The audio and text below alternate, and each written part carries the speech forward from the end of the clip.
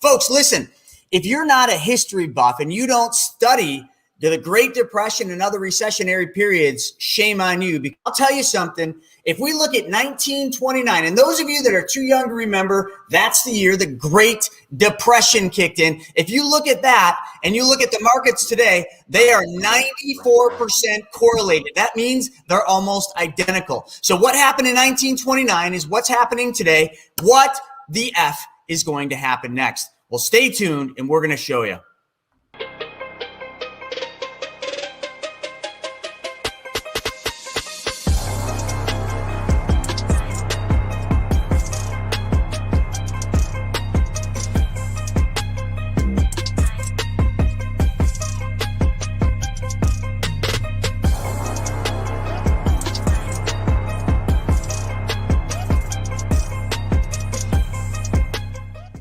Just yesterday, the markets fell almost 2%. The NASDAQ down all over 2%.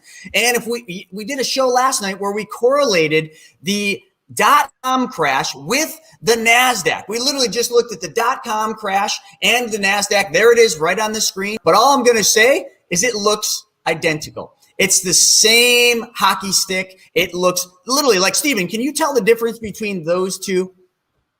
No, it's a 94% correlation, and the S&P's a 95, which I don't have up. I mean, it's mirroring exactly. And when we see what led to that, what's leading to this right now, what's going on, we're going to show you a bunch of stuff today. It's never been a more important time to understand money, understand where your money is invested, what it's doing, how to prepare and get ready for the opportunity, not only to survive what's coming, but also thrive and really set yourself up for the future with it. Why just survive?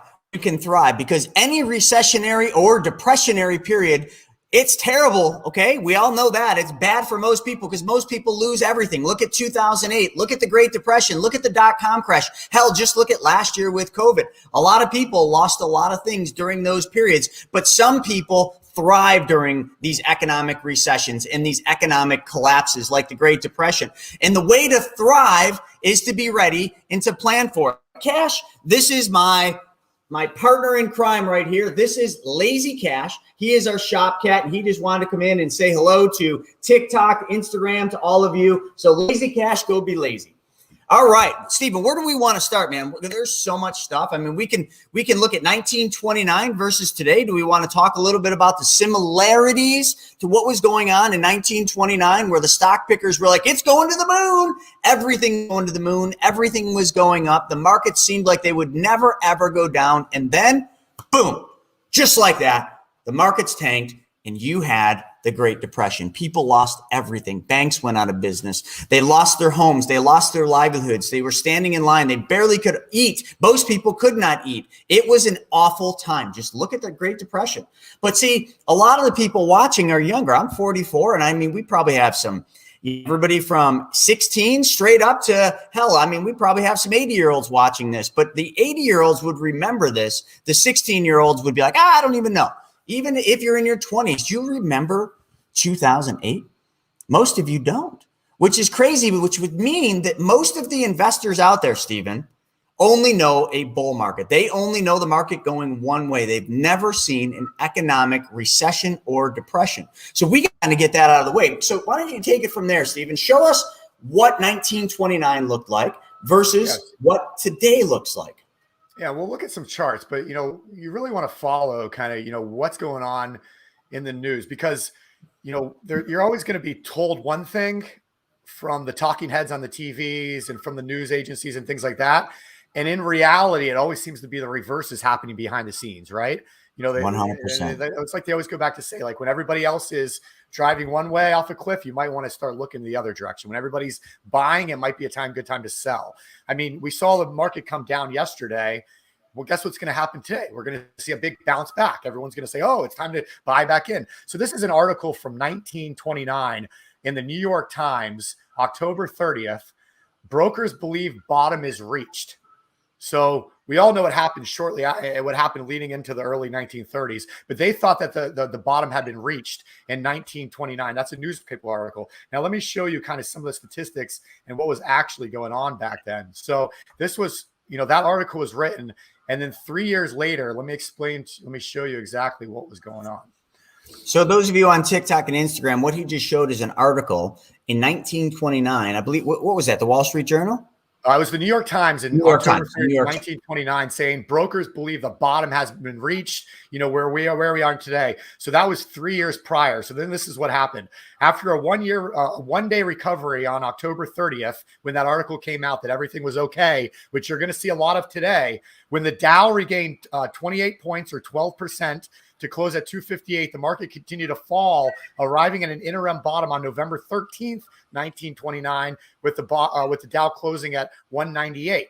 The market then recovered for several months, starting on November 14th, 1929, with the Dow gaining 18 points to close at 217 and reaching a secondary closing peak, bear market rally, which Chris can tell you more about bear market rallies in a minute, of 294 on April 17th, 1930. So that was about a 6-month time span. Then the Dow embarked on another much longer steady slide from April 1930 to July 8th, 1932, when it closed at 41, its lowest level of the 20th century, concluding an 89% loss for the index in the less than 3 years. Wow, so 89%.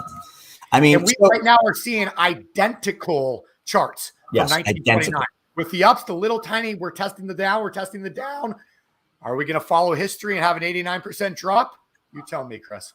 Yeah, it's interesting. Things are way too similar. The NASDAQ and, what happens in the dot-com crash. For those of you that don't remember the early 2000s dot-com crash, this is when I entered the Wall Street world. This is when I started working as a financial advisor, because that recession brought my retail stores, which were skateboard, snowboard shops, to a screeching halt. I wasn't able to pay my bill, so I had to get a job. So I remember the dot-com crash, but I was a young man. I was in my early 20s during that period of time. But I remember watching the markets tumble, and it all started with the tech.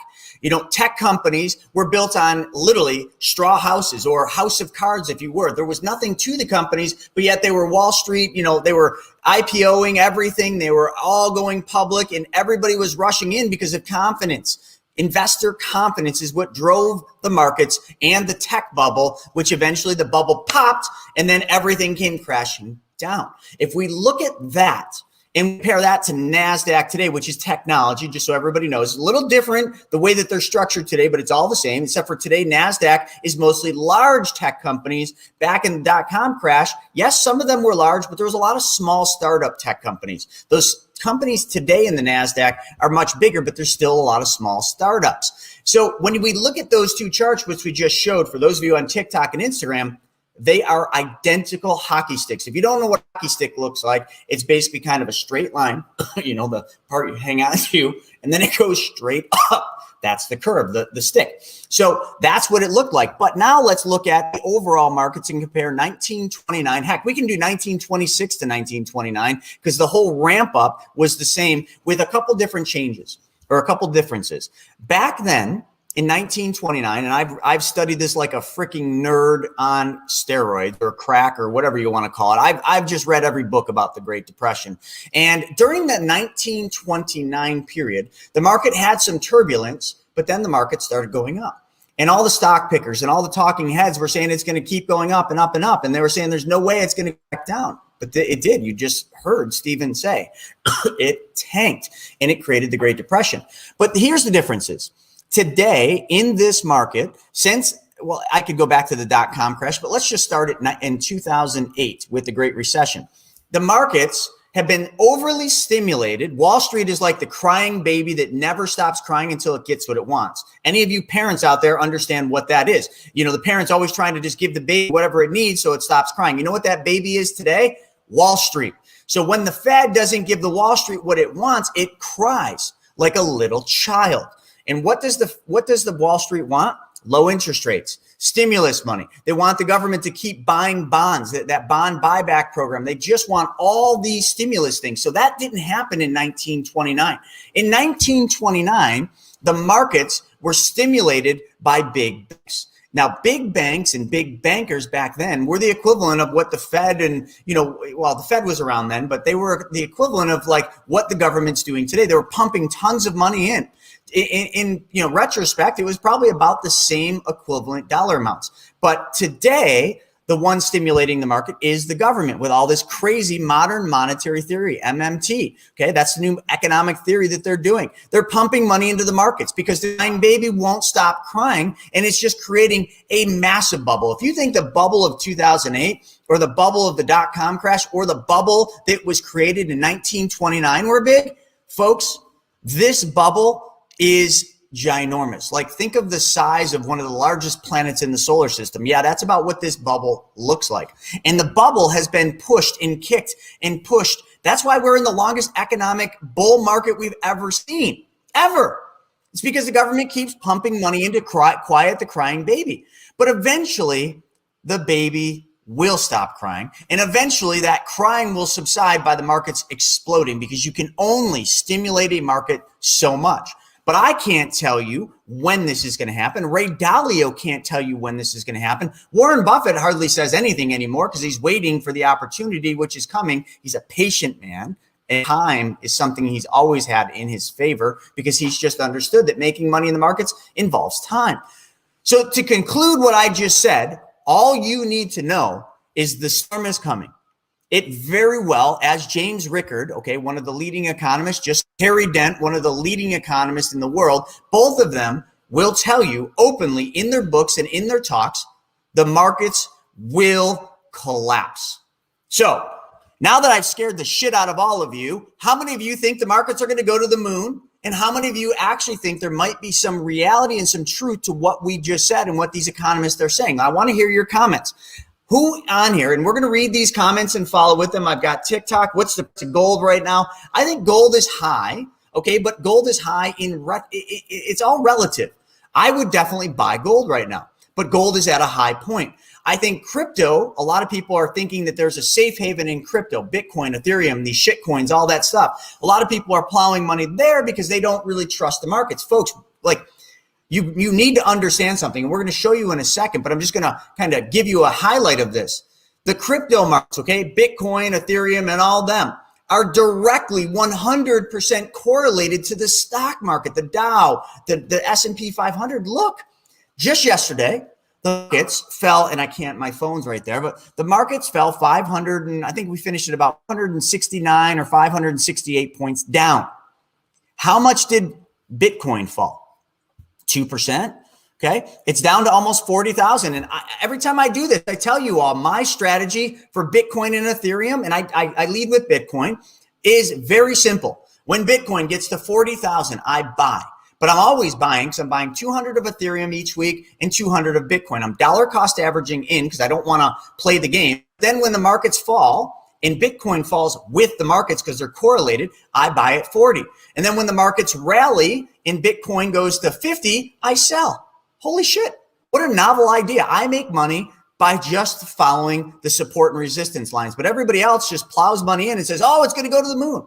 Maybe, but it's probably going to go to the bottom of the ocean first, and then it's going to come back. And when it goes to the bottom of the ocean, all the way down, you're going to sell. You're going to get scared, and I'm going to buy what you sell. That's how it works. Warren Buffett buys when you sell, and he makes billions of dollars, maybe more than that, tens of billions, because somebody's always got to be selling and somebody's always got to be buying. And the people that sell based on fear because they didn't follow the same rules Warren Buffett followed, that I follow, and all the other big investors, including a hedge fund manager I had on yesterday. Steven, what do you got here? Look at this out. So this is a 1 month chart comparing the Dow and the Bitcoin. 1 month chart. Look at that.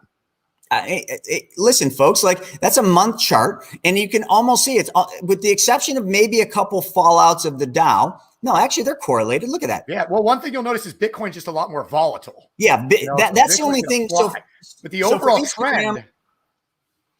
Yeah, go ahead, Stephen.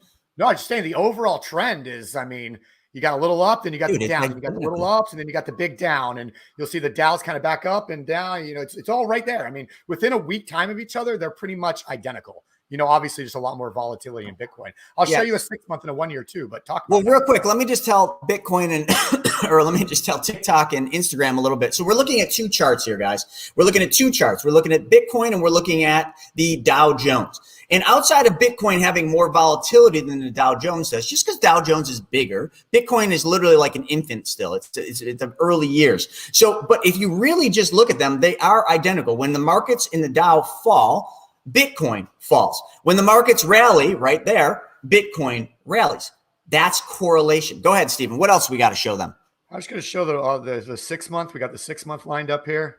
I mean, some people on Instagram are saying, what is the biggest bubble ever? Well, the biggest bubble ever, I would say, was probably the 2008 recession, because that one hit so hard and so fast, and it was so pumped up by, those CMOs and everything that happened. Just watch The Big Short, you'll see. So I would say that's the biggest bubble, but the biggest bubble really for your answer, Slayer, is the bubble right now. That's the biggest one.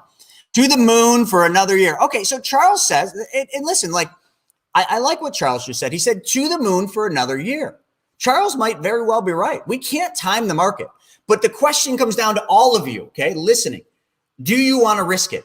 Do you want to stay in this game at these this speculative level and try to ride this thing to the very top and try to get the top? And I'll tell you, every one of you, if you do that, you will fail, because you can never get the top and you can never get the bottom and you can never time the market. 3 things to remember. Just like Warren Buffett says, buy low, sell high, and don't lose money.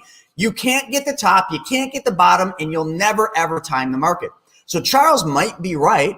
I can't say Charles is wrong. He said it's going to go to the moon for another year. But are you willing to put it all on the line, to risk it, to try to get another 5 or 10% over the next year, maybe 20% if you're in the right things? Take that, but you also run the risk that if he's wrong, he could be down 60% and lose it all. That's something you all need to consider. It's very important. And then Eric here on TikTok, Stephen, and then we're going to get to this because I love this chart. That's even better. Eric just said, hey, I'm trying to connect with your team, but no meetings available for the next 2 weeks.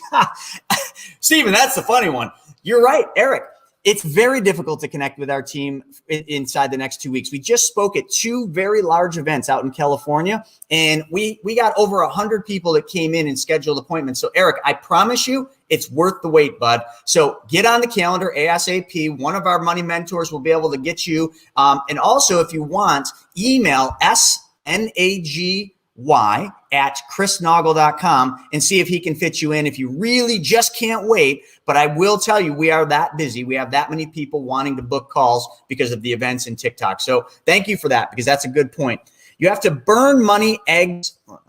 You have to have burn money, eggs never in one basket. I'm hoping we all know that. So that's Drew. What Drew is saying on TikTok is he's saying be diversified. But do we all understand diversification?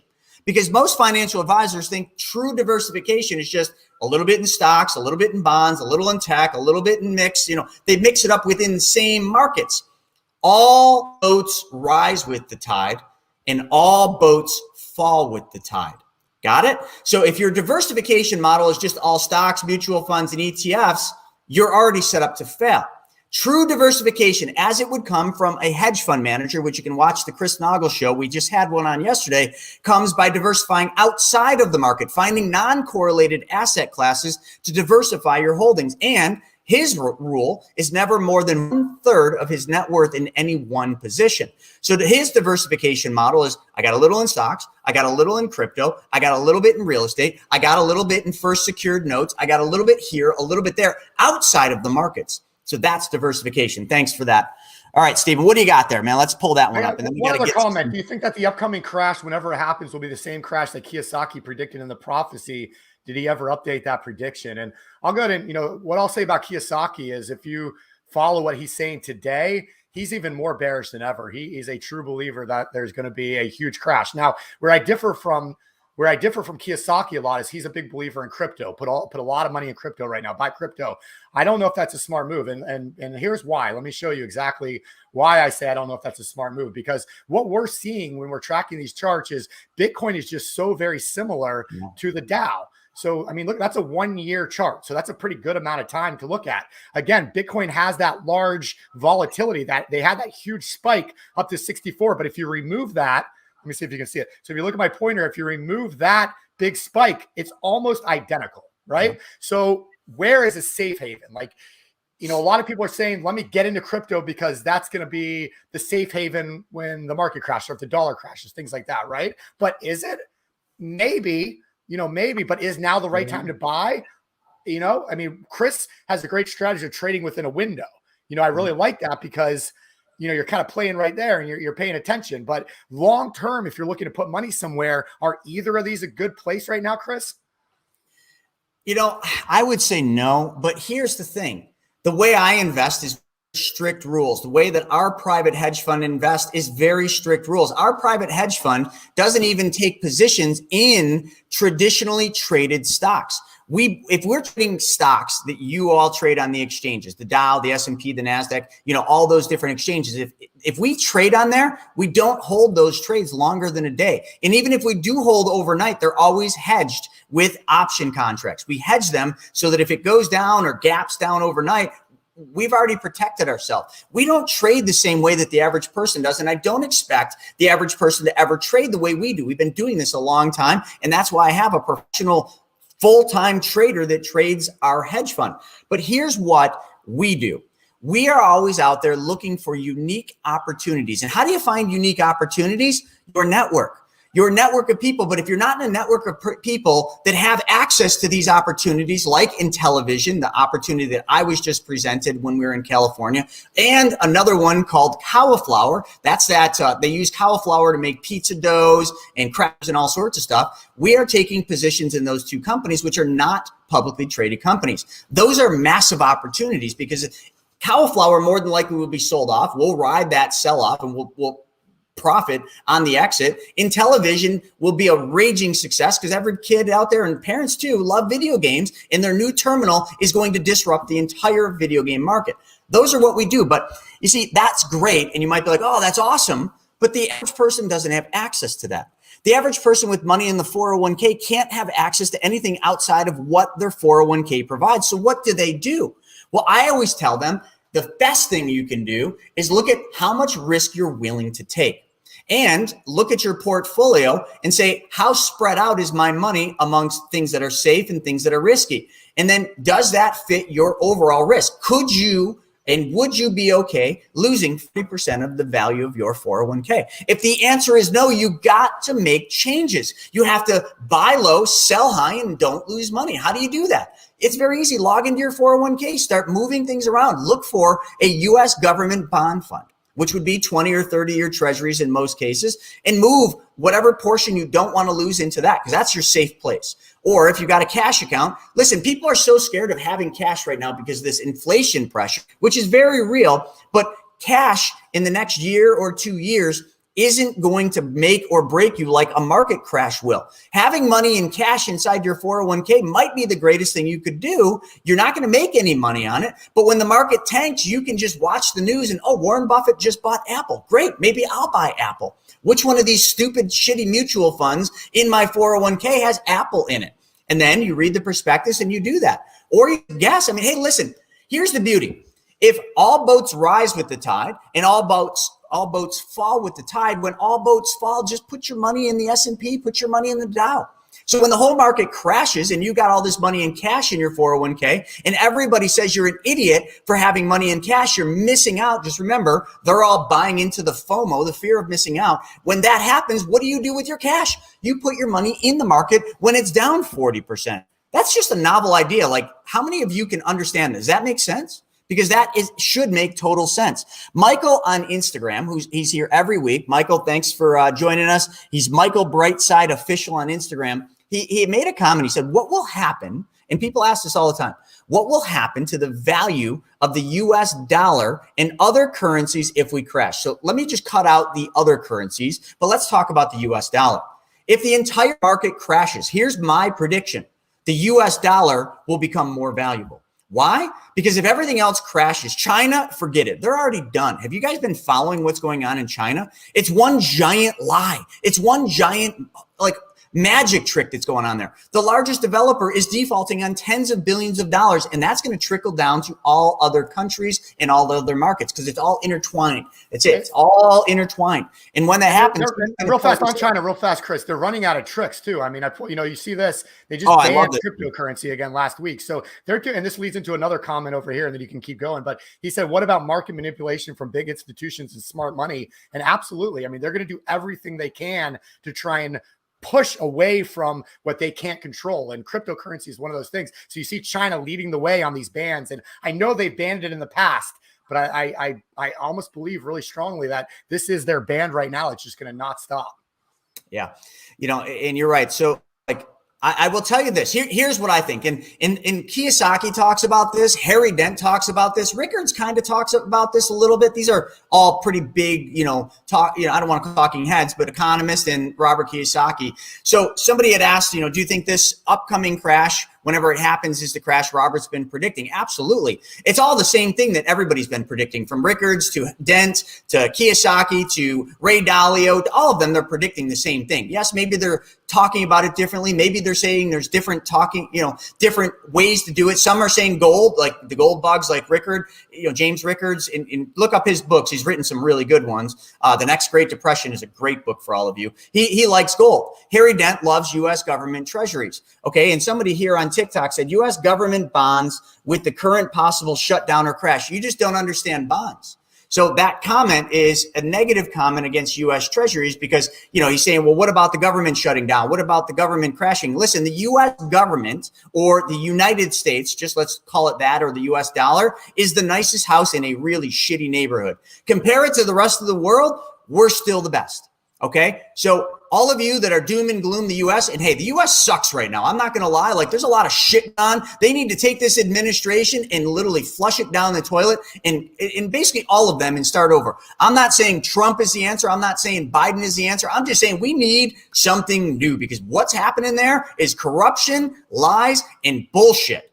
And I don't care what side of the fence you're on politically, if you can't see what's going on, that they are literally destroying the country, then you're blind. You're blind. I'm not saying Trump was the answer either. Like, he had his own faults, but there's faults with every politician.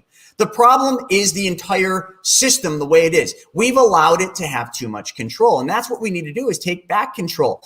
So listen, I'm trying to help all of you understand how to play this game that's coming, how to prepare for the storm that's coming, because it's going to be nasty, folks. Steven's putting another slide up. What do we got, Steven? So what if inflation is here to stay?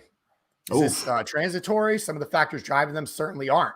So if we have this high inflation and it's here to stay, how does that affect your dollars? How does that affect your wealth? How does that affect your retirement in 10 years, in 20 years, if you continue doing what you're doing and not make any changes?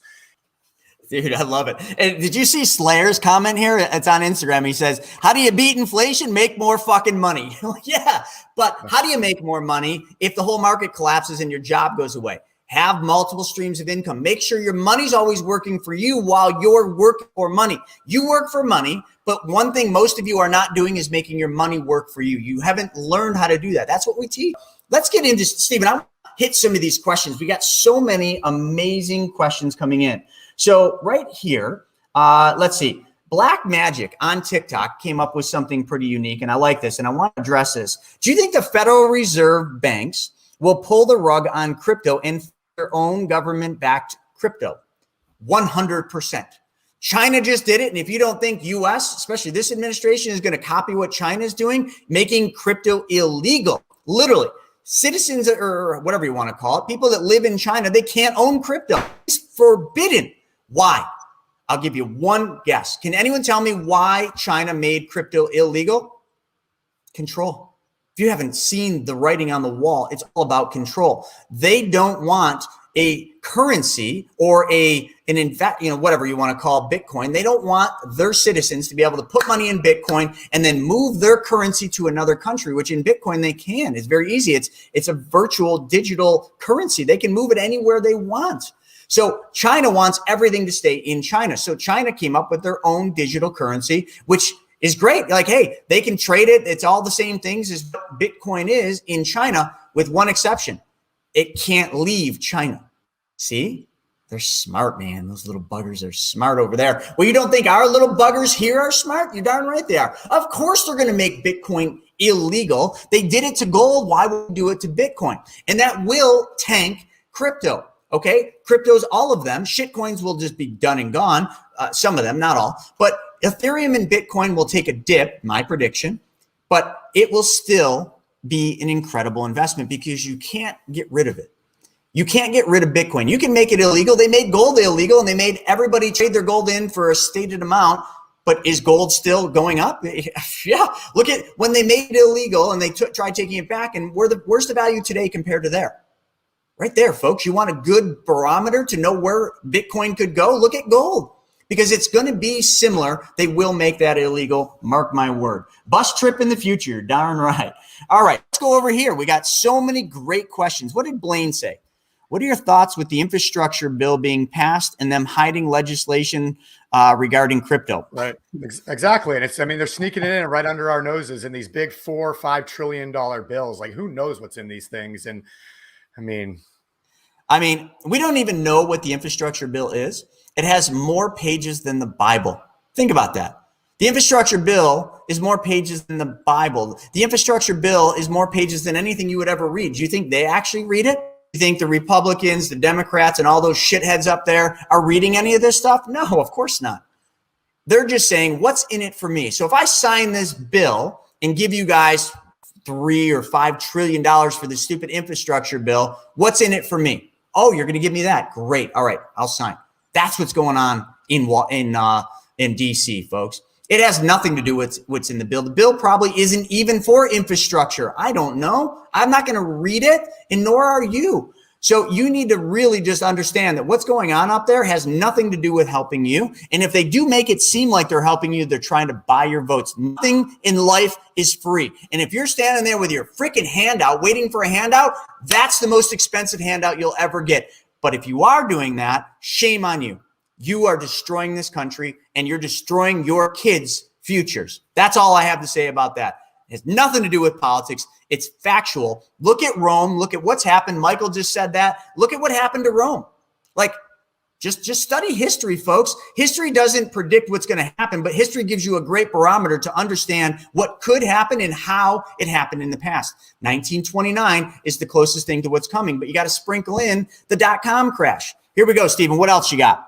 Well, you got to remember too, like, what the talking heads on TV and what the news tells you, there's always an agenda behind it, why they want it, right? So now here come all these guys, JP Morgan's, Jamie Dimon, for instance, talking about how if we don't raise the debt ceiling and we default on our credit, it's going to be potentially very catastrophic. You had Yellen coming out yesterday saying the exact same thing. So they're pushing to raise this debt ceiling, saying, don't worry, we're going to pay for it. But when does it end? I mean, we're already, $28 trillion in debt. And it just, when does it stop? So we have these bills right now, 1.2 trillion infrastructure, 3.5 trillion reconciliation spending bill, right? And all this stuff out there right now.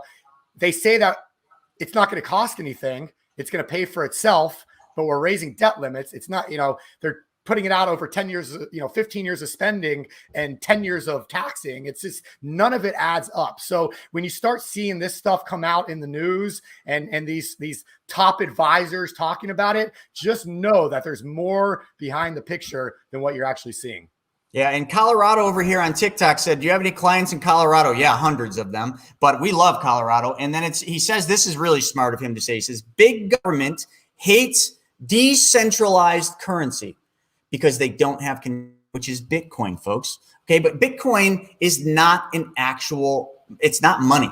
Because you can't, there's no exchange, right? You can't exchange it for goods and services yet. That's coming. Bitcoin and, let's just call it crypto is in its infancy stage. Be very, very, very, very, very, very, very, very, very careful with any of the shit coins. They will be gone, and so will all the money, because all those shit coins, folks, I just want to bring you to the level of understanding. Those shit coins are based on one thing: investor confidence. There is no backing. There is no fundamentals. There is nothing behind it. Think the dot-com crash. A lot of those tech companies were a house of cards. These shit coins are a house of cards. Bitcoin and Ethereum probably will make it through. I can be very confident about that. And every economist you look at, with the exception of Warren Buffett and some of the people he surrounds himself with, they're all saying that yes, they'll follow the market down, and you could see a 40 to 60% drop in the price of Bitcoin. But eventually it will probably go up. If they ban it, that will actually, I think, this is my opinion only, if they ban crypto like they did in China, I think it will make Bitcoin in the long run more valuable, because it will be harder to get, and it just will become more valuable. Think guns. Guns are tough to get. I literally just bought 3 guns. I had to have a friend down south get the guns, ship them to PA. I got to drive to PA and pick them up. I live in New York, if you don't know. So it's tough, but gun values have gone up through the roof. Number one, because there's a lot of demand for them. But number two, when you make something more difficult to get, it becomes more valuable, right? It's just logic. Freaky consumption is the cause of stress out on people. Do you recommend buying Bitcoin mixed with your whole life? Oh, yeah. So actually, Colorado conservative just said, do you recommend buying Bitcoin mixed with your whole life plan? It's not mixed, Colorado. What we would do is change one thing and put the money into the private banking system, then take the money out and invest it in crypto. And absolutely, like crypto, can anyone tell me right now where Bitcoin is? Is it at 40 or are we at 41? Like, where are we at right now? I didn't look at it this morning. Can somebody give me a read on that? Anybody, just go to 42, your 42.17. 42. So it went up about $1,000 overnight. Okay, but still at 42, it's probably a decent buy. You can watch it and get it closer to 40 like I would. But if you buy it at 42, just the most important thing, folks, is the exit. When it hits 49 or 50, you got to get out and you got to play the game. And if it goes to 60, don't be upset. Just be like, man, I made money. I've never met anybody in my life, from Instagram to TikTok to Facebook to YouTube. I've never met anybody that's pissed off when they make money. But I met every person I've ever met that's lost money was pretty damn mad they lost money. Shame on them. You lost money because you didn't follow the damn rules. And the rule, people, buy low, sell high, don't lose money is the automation. But what does people do? They buy into FOMO. They buy high like they are right now. And then when the market goes down, they get scared and they sell low and they lose money. And guess who's making? Me, Warren Buffett, Ray Dalio, and all the guys. Michael Burry, who's predicting the biggest crash in history. So you guys don't know who Michael Burry is? Watch The Big Short. That's who the movie was written about. You got it. All right, Stephen, what other questions we got? We got a lot of good stuff. Man, I can't even keep with all the questions. This is freaking awesome. Keep rolling. I'm just working on the code. Yeah, Charles said, do you consider Doge, Solana, and Cardano shitcoins? Cardano, probably not. Dogecoin, it is shit. It is shit. I don't care what you think. Dogecoin was started as a joke. It's a shitcoin. I would be out of Dogecoin faster than I can faster than I can do anything. And then Solana, I don't know about. But join us this weekend and ask those questions to Spencer. He's way better. Listen, I'm the boring crypto guy. I play the support and resistance levels of 40 and 50, and I make money. And that's it. That's all I do. So Bitcoin, 42.5. Let's see. What else do we got? We had some really good questions here. I'm going to put them up on here. So which companies do you believe will start using Bitcoin as a means of exchange? I think you'll see Tesla. I think you'll see some sporadic, people start using Bitcoin or accepting it, but it's not going to be widely accepted because it's far too volatile. No companies are going to accept Bitcoin because of the volatility unless they're heavily positioned in Bitcoin. I wouldn't be surprised if in the next couple of years you start seeing some of the insurance companies adopting Bitcoin, because remember, an insurance company can play the long game. So even though it's very volatile, insurance companies will measure that volatility and weigh it out over the long haul, but that's still a few years away. Again, you got to remember, crypto is in its infancy stage. NFTs, hey, listen, I've been learning a lot about NFTs lately, and NFTs might have some, and you might be like, you mean the art thing? It's not going to just be art. That's just where it started. But it's really trying to create an exchange. They're trying to create something that can be exchanged on a regular basis. They just started it with art. So pay attention to NFTs. Am I investing in NFTs? No. Should you? I don't know, whatever your risk tolerance is, but I think you need to watch that because there's really some substance to how that's working and what that could do. And the Ethereum, if you really understand that, and Spencer's going to really dive into Ethereum, I think that one's got legs. I think that one's got more legs than Bitcoin, if you really want to ask me. So Ethereum, Bitcoin, and then, the NFT that's going on really is not bad. Whoa, I just put the NFT up and a bunch of people were bombing the questions on that. So Bitcoin going to 52 prediction. I think that's a really smart prediction. I would almost bet that Drew probably knocked it out of the park right there. We're at 42.5 now, and he's saying it's going to go to 52. So if that's his exit, he needs to get out. Drew, damn it, if you don't buy and sell at 52, I'm going to be pissed off at you, dude. You got to follow your own rules. Write them on the paper. Put them on your mirror that you look at every day. Buy Bitcoin at 40. Sell Bitcoin at 52. That's your rule. And when it hits 52, man, if you hold it thinking, oh, it's going to go higher, shame on you. You will lose money every single time if you bend your own rules. Like, what's the point in investing without rules? So, like, if you don't have rules in your life, what's the point?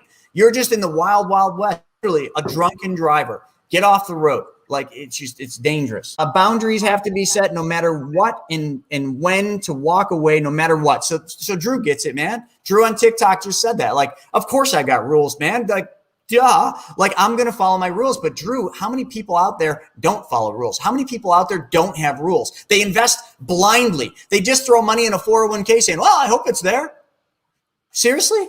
Like, don't even get me started on 401ks. I'll do enough of that this weekend talking about why 401ks are a trap, and all of you are playing right into the trap. It's kind of like, like you're trying to trap an animal. You put the treat inside the cage, and the animal comes up, looks at the cage being like, it's probably a trap.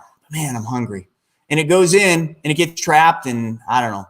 Hopefully it's catch and release, but some of them are not. So that's what's going on right now. 401ks are a trap because taxes are never going to be as low as they are now. So you're taking the trap. So what is the bait inside? Oh, we'll give you a tax deduction.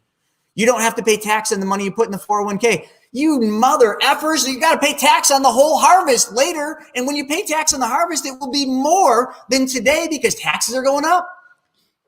Think, people, think. Holy crap. It's like not hard to understand what's going on out there. And it's not hard to understand that you're being freaking lied to about your money. You've been lied to your whole life. Stop it.